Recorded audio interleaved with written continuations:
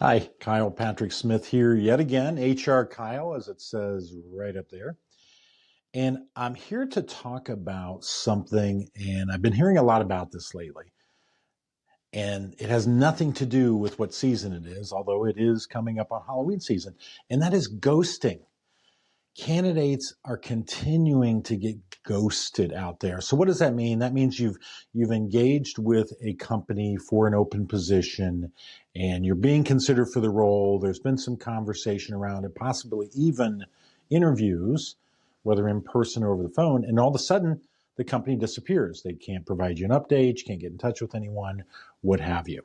So what do you do in that situation? Well, a couple of things. One, it's nothing personal. I can assure you they didn't say this one person is somebody we're not going to keep updated with. We're not going to keep in contact with. It has nothing to do with that.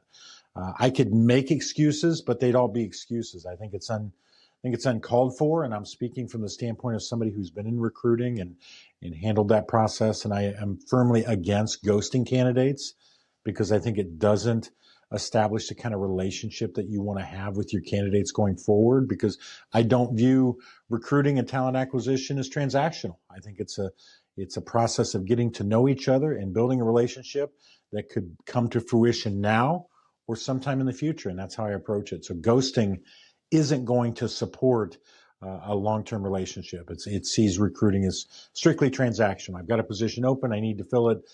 It's filled or it goes away, so I don't worry about people anymore. No. Keep in contact with your candidates. If you're an HR person, please do that. Don't be short-sighted.